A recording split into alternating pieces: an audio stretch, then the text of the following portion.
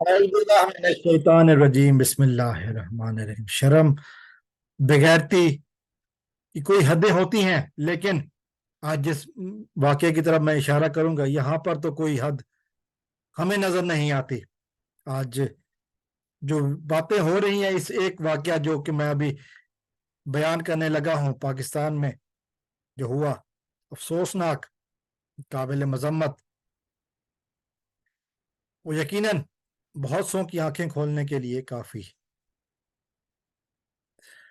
Video में आगे बढ़ने से पहले अगर आपने मेरा चैनल सब्सक्राइब नहीं किया तो मेरे चैनल को सब्सक्राइब कर लें, ताकि हमारा आपका रिश्ता आने वाली वीडियोस में कायम रहे। तो मैं बात कर रहा था उस वाकये की जिसको लेकर यकीन करें शर्म से आंखें झुक गई। आंखें सिर्फ झुकी ही नहीं, बरसी भी बहुत है। वाकया छोटी बच्ची रिजवाना का, जिसमें जज ही मुल्जिम, जज ही मुनसिफ, ये हाल हुआ है। एक गरीब की बच्ची, एक गरीब जो रेड़ी लगाता है शायद कहीं, जिसके 10 बच्चे हैं, 9-10 बच्चे हैं जिसके, और वो अपनी बच्ची को एक जज के घर में काम करने के लिए भेजता है, और फिर जज की जो बेगम है उस बच्ची पर तशद्दुद करती है, और इतना ज्यादा तशद्दुद जिसकी मिसाल नहीं। गैर इंसानी, जानवरों जैसा था सलूक। और बच्ची की हालत बिगड़ने पर जब वो अस्पताल जाती है और वो तस्वीरें सामने आती हैं, तो फिर मामला लोगों के आगे आश्कार होता है, और उस पर जुल्म और ज्यादती की बात यह है कि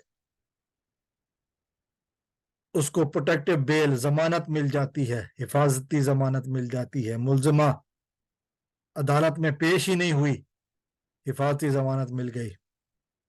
और हिफाजती जमानत के बाद लाहौर में एक जज ने अपने पेटी बंद भाई जज की बेगम की हिफाजती जमानत, वहशियाना जुल्म के खिलाफ, मजलूम का साथ देने के बजाय जालिम का साथ देते हुए हिफाजती जमानत ले ली। ये है स्टोरी। और फिर इस दौरान बच्ची के वालदैन के ऊपर से राब्ता करके उनको डराया धमकाया जाता रहा, जा रहा है। एक ऑडियो सामने आई जो बच्ची की दादी की है। उसने कहा कि जिस बेगैरत जज ने, बेगैरत का लफ्ज मैंने इस्तेमाल किया, मुझे कोई इस पर शर्मिंदगी नहीं है, इसने कहा कि जिस बेगैरत जज ने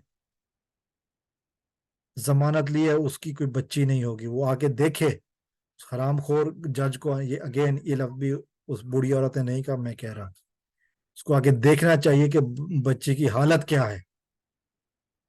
और बगैर गिरफ्तारी के पुलिस को पता नहीं कि वो लापता मुलजिमा, मुजरिमा कहाँ है, उसको जमानत दे दी गई कि पुलिस उसको गिरफ्तार ना करे। इस कदर वहशी लोगों के को भी जमानत मिल गई। पाकिस्तान के कानून में है, प्रोटेक्टिव बेल का मैटर है, लॉ है कि हर मुलजिम को मिलनी चाहिए, मिल सकती है, कत्ल के मुलजमान को भी मिल जाती है। लेकिन इस कदर वहशी और गैर इंसानी सलूक करने वालों को कोई जवाज नहीं बनता। फिर एक और ऑडियो मैसेज आया सामने, जिसमें यह कहा जा रहा है कि तुम लोग बहुत गरीब हो, हम बहुत स्ट्रांग हैं, बहुत ताकतवर हैं, बहुत पैसे वाले हैं। तुम लोग 10 साल मुकदमे लड़ते रहोगे, तुम्हें कुछ नहीं मिलेगा।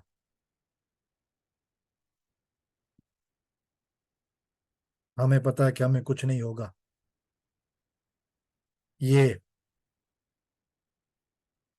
ये हालात हैं इस मुल्क के कि गरीबों के साथ ये कुछ हो रहा है, गरीबों की दाद रसी इस तरह हो रही है। न जाने कौन से लोग हैं जो इस सलूक को इंसानियत भरा समझते हैं। जब भी तो پروٹیکٹیو بیل دی گئی، جبھی تو اس مجرمہ کو بچانے کی کوشش کی گئی. اور جج صاحب یقیناً ایک بہت بڑی بات ہے. میں ایک واقعہ اور ہوا تھا کچھ عرصہ پہلے جس میں کہ مدعی پارٹی کو، جو کہ وکٹم پارٹی ہے، مظلوم پارٹی کو جج اور اس کے اہل خانہ نے مجبور کر کے غربت کی بنا پر یا جس طرح سے بھی پیسوں کا لالچ دے کر کس طرح کیس واپس لینے پر مجبور کر دیا تھا. تو پھر اس پہ گورنمنٹ مدعی بن گئی تھی.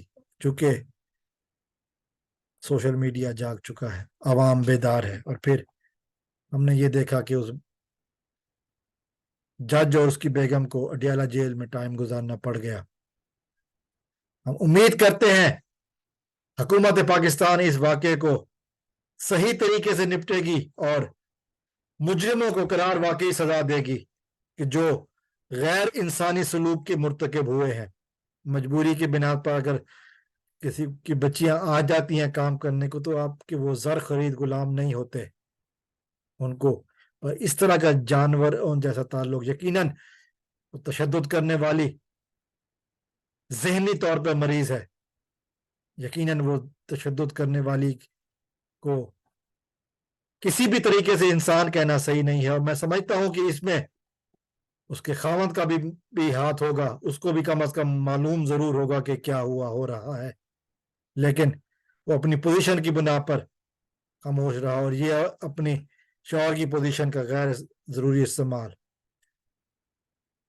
ہماری پاکستان حکومت سے یہی انتظامیہ سے گزارش ہے کہ ان دونوں کو نشان عبرت بنایا جائے تاکہ اس طرح کے واقعات نہ ہوں. السلام علیکم ورحمۃ اللہ. پاکستان زندہ باد.